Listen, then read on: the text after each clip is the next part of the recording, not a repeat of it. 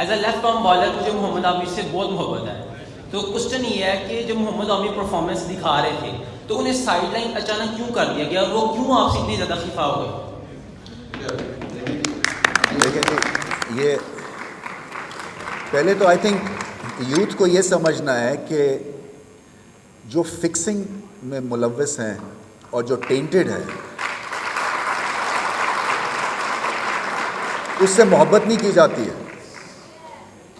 ایک تو بڑا کلیئر، اور وہ آپ شاید میں اس لیے زیادہ اس چیز کو محسوس کرتا ہوں کیونکہ میں اس ایرا میں کرکٹ کھیلا تھا انفارچونیٹلی، جہاں پہ 9 لوگ میچ جیتنے کی کوشش کر رہے تھے اور 2 ڈنڈی مار رہے تھے. تو جب آپ کے ساتھ یہ پریکٹیکلی چیز ہو جاتی ہے نا، آپ بڑی مشکل سے، مجھے گھر والے بھی سمجھاتے ہیں کہ سزا ہو گئی ہے جانے تو، میں کہا ہاں ٹھیک ہے وہ کھیلتے رہیں، مگر میری کتاب میں ایسے لوگوں کی کوئی عزت نہیں ہے اور کبھی نہیں رہے گی. میں آپ سے پوچھنا چاہتا ہوں کہ اگر آپ دوبارہ چیئرمین شپ میں آتے ہیں تو کیا آپ دوبارہ کوئی سسٹم لے آئیں گے جو پہلے تھا؟ دیکھیں جی، میں یہ تو نہیں کہوں گا ہر چیز ریورس کر دوں گا یا جو یہ کر رہے ہیں اس کے بالکل اپوزٹ ڈائریکشن میں جاؤں گا، مگر میں سمجھتا ہوں کہ یوتھ کی جو جتنی بھی پالیسیز ہیں ریگارڈنگ ہماری ایج کرکٹ ہے، یہ جب تک کہ آپ اس کے اوپر دھیان نہیں دیں گے پاکستان کا کرکٹ ماڈل اوپر نہیں جائے گا. سو اس کے اوپر تو میں بالکل 100% شیور ہوں کہ پی جے ایل ہوئے گی. اس کے اوپر یہ جتنا مرضی اس کو کنٹروورشل بنا لیں، یہ اکتوبر میں ہے اس کی نیکسٹ ایڈیشن، اور جب تک حالات پتہ نہیں کہاں سے کہاں نکل جائیں گے، مگر موقع ملا تو یہ ایک ماڈل کہیں جانے والا نہیں ہے کیونکہ یہ ایک آپ کا پیچھے سے پروسیس فالو ہوا ہے. دوسرا، ویلفیئر کرکٹرز کی، میرے حساب سے جتنا پیسہ کرکٹ بورڈ میں ہے یہ سب کرکٹرز کے لیے ہے، یہ کرکٹرز پہ سپینڈ کرنا ہے. اور آگے چل کے میں نے ابھی اناؤنس کی تھی کرکٹ فاؤنڈیشن، اس کو آگے لے کے جائیں گے، ہر ایک کی ہیلپ کریں گے اور میرا مقصد یہی تھا کہ جن کے ساتھ خاص طور پہ مجھے پتہ ہے کتنا رگڑا ملتا ہے ایک کرکٹر کو، اور کیونکہ آپشنز ہیں نہیں تو کرکٹ بورڈ کے پاس آتے ہیں وہ آپشنز تلاش کرنے کے لیے. اور میں سمجھتا ہوں کہ میری ایک طرح سے یہ ڈیوٹی ہے کہ میں ان کو سرو کروں اور سروس کروں. تو یہ پروسیسز چلتے رہیں گے انشاءاللہ، اور پاکستان ٹیم کو ٹیسٹ کرکٹ میں نمبر 1 بناؤں گا.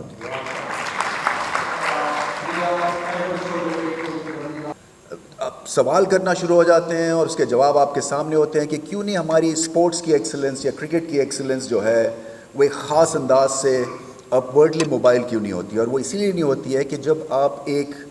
ایکسلنس کا ماحول کل کر دیتے ہیں اور کنٹینیوٹی کو کل کرتے ہیں تو پھر آپ کی جو پروڈکٹ ہے وہ پھر نوز ڈائیو کر جاتا ہے، وہ نیچے کو ہٹ کر جاتا ہے اور اس کو اٹھنے میں دوبارہ پھر ٹائم لگتا ہے. سو جب تک کہ پروسیسز اسٹرانگ نہیں ہوں گے،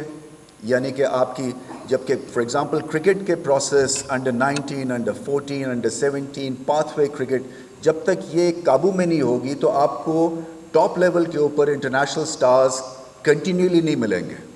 اور اس کے لیے وقت چاہیے ہوتا ہے. اس گروتھ کے لیے ایک فیلڈ آف ایکسلنس کے لیے آپ کو کنٹینیوٹی چاہیے ہوتی ہے، اور یہاں پہ پاکستان میں انفارچونیٹلی ہوتا یہ ہے کہ کنٹینیوٹی میں ہم بلیو نہیں کرتے ہیں، ہم بیک ڈور سے داخلہ لینے کی کوشش کرتے ہیں. اور خیر کرکٹ کا سبجیکٹ شاید اتنا امپورٹنٹ نہیں ہے کمپیئر ٹو جو اس وقت پاکستان میں ہو رہا ہے، کیونکہ ایک طرح سے میسو ٹربولنس ہے، اور وہ جو میسو ٹربولنس ہے اس کا ایک چھوٹا سا حصہ جو ہے وہ کئی دفعہ ہماری کرکٹ بھی بن جاتی ہے. مگر پھر بھی میں کہتا ہوں کہ ہمارے اس کرکٹ کے پروڈکٹ میں بہت سکت ہے، اس میں بڑی اسٹرینگتھ ہے. اور جتنی خواتین یہاں پہ آئی ہوئی ہیں، بچیاں آئی ہوئی ہیں، میرا تو خیال ہے آپ سب کو اب تو کرکٹ بیٹس بھی اٹھانے چاہیے کیونکہ ہماری ویمنس کی ٹیم بڑی اچھی جا رہی ہے. سو آئی ایم شیور کہ، اور آئی تھنک انٹرسٹ بھی اسی لیے ہے زیادہ. مگر جو ہمارا کرکٹ کا پروڈکٹ ہے یہ میں کئی دفعہ گھر بھی بات کرتا ہوں، اپنے دوستوں سے بھی بات کرتا ہوں کہ پاکستان کو ہر جگہ پہ ایک طرح سے چیلنج تو ہے ہی ہے، کیونکہ ہم جب فرسٹ ورلڈ کے سامنے اپنے آپ کو پٹ کرتے ہیں تو ہماری وہ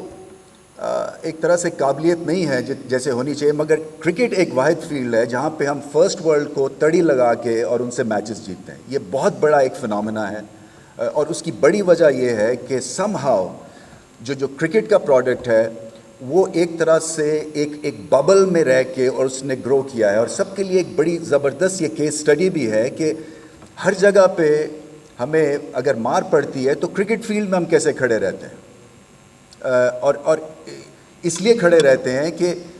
ایک تو پیشن ہے, ایک ڈرائیو ہے, ایک سچائی ہے. جس کا ٹیلنٹ ہے وہ اوپر جاتا ہے, جس کا ٹیلنٹ نہیں ہے وہ نہیں کھیلتا ہے.